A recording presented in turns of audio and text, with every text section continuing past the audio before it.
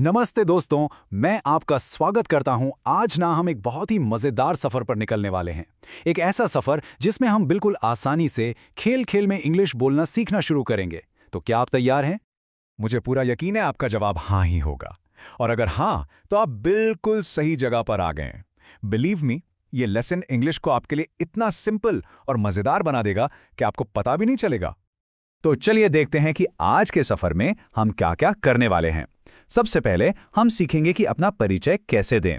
उसके बाद हम सवाल पूछना सीखेंगे। फिर थोड़ी सी रोज की इंग्लिश प्रैक्टिस करेंगे, कुछ नए नए शब्द भी जानेंगे।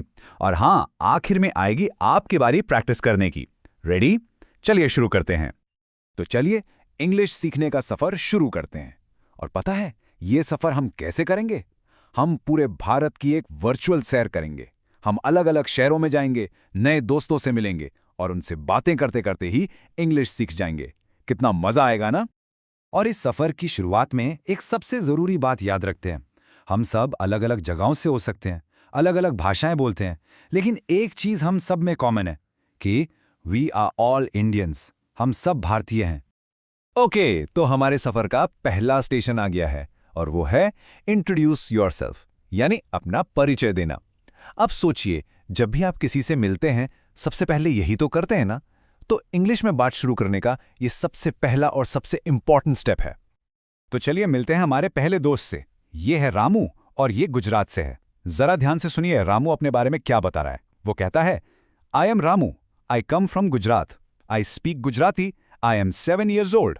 इसका सीधा सा मतलब है, मैं रामू हूं, मैं गुजरात से हूं, मैं गुजराती बोलता हूं और मैं 7 साल का हूं। सिंपल है ना? देखा आपने, कितना आसान था। रामू ने कहा आई एम रामू। आप भी ऐसे बोल सकते हैं। या फिर एक और तरीका है, आप कह सकते हैं माई नेम इज। चलिए मेरे साथ ट्राई कीजिए। बोलिए, माई नेम इज। बहुत बढ़िया।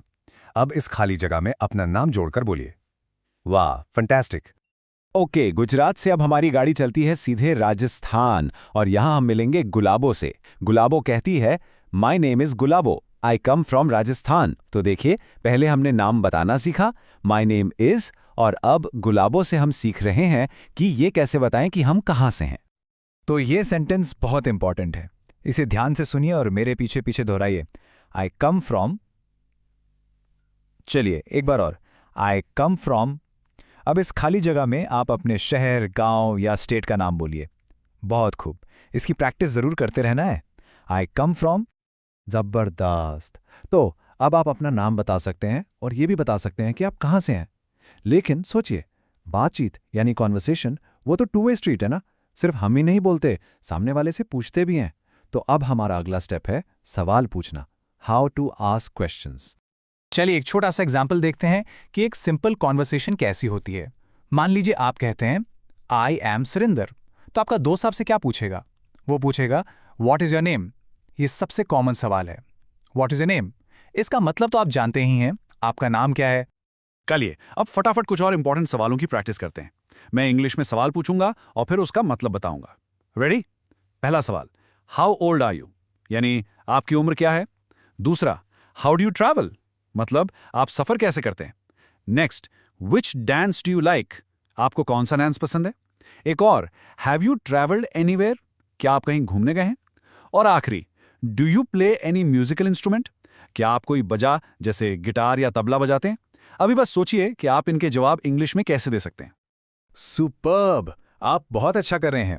अब हम कुछ ऐसे छोटे छोटे इंग्लिश फ्रेजेस सीखेंगे जो रोज की जिंदगी में यानी डेली कॉन्वर्सेशन में बहुत काम आते हैं। और पता है, इन्हें यूज करने से आप बहुत पोलाइट यानी विनम्र साउंड करते हैं। ओके, सो मेरे बाद रिपीट कीजिए। सिचुएशन 1, आपको एक कमरे के अंदर जाना है। आप क्या पूछेंगे? आप कहेंगे मे आई कम इन। सिचुएशन 2, आपको अपने दोस्त से पेंसिल मांगनी है। आप कहेंगे can I borrow your pencil. Situation 3, मान लीजिए आपसे कोई छोटी सी गलती हो गई, तो आप क्या कहेंगे? I am sorry. और आखिरी सिचुएशन, किसी ने आपकी हेल्प की, आप उन्हें कहेंगे थैंक यू। ये 4 फ्रेजेस बहुत ही यूजफुल हैं। ग्रेट, अब हम सेंटेंसेस बना सकते हैं, सवाल पूछ सकते हैं और पोलाइट फ्रेजेस भी यूज कर सकते हैं। तो अब टाइम है अपनी वोकैबुलरी यानी अपने शब्दों के खजाने को थोड़ा और भरने का। चलिए कुछ नए शब्द सीखते हैं। तो मैं एक इंग्लिश वर्ड बोलूंगा, उसका हिंदी मीनिंग बताऊंगा और फिर उसको एक सेंटेंस में यूज करके दिखाऊंगा। फर्स्ट वर्ड इज फेस्टिवल, जिसका मतलब है त्योहार। Sentence, Pongal is my favourite festival. Second word, puppet यानी कठपुतली। Sentence, I enjoy puppet shows. Third word, travel मतलब यात्रा। Sentence, I like to travel. Fourth word, neighbour यानी हमारा पड़ोसी। Sentence, my neighbour is my friend.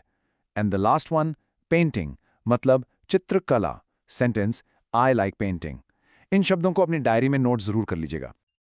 Wow, देखिए कितनी सारी चीजें हमने सीख ली हैं। अपना इंट्रोडक्शन देना, सवाल पूछना, डेली फ्रेजेस, नए वर्ड्स। अब वक्त आ गया है आपका। अब आपकी बारी है इन सबको यूज करने की। जितना भी आपने सीखा है ना, उस पर प्राउड फील कीजिए, क्योंकि हर नया कदम इंपॉर्टेंट है। तो जैसे हमने शुरुआत में बात की थी, इस बात को हमेशा याद रखिएगा, each of us is unique. हम सब एक दूसरे से अलग हैं, खास हैं। But we are all Indians, लेकिन हम सब भारतीय हैं। और ये नई भाषा इंग्लिश हमें एक दूसरे से जुड़ने का, एक दूसरे को समझने का एक और खूबसूरत मौका देती है।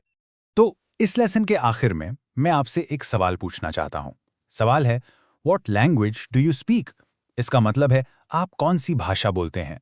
अब आप इतना कुछ सीख चुके हैं कि आप इस सवाल का जवाब दे सकते हैं। और इसका जवाब आपको पूरे कॉन्फिडेंस के साथ देना है। चलिए मेरे साथ बोलिए, I speak Hindi and I am learning English. एक बार और पूरे कॉन्फिडेंस से, I speak Hindi and I am learning English. बहुत खूब, बस इसी तरह प्रैक्टिस करते रहिए और वो दिन दूर नहीं जब आप एकदम कॉन्फिडेंट इंग्लिश बोलेंगे।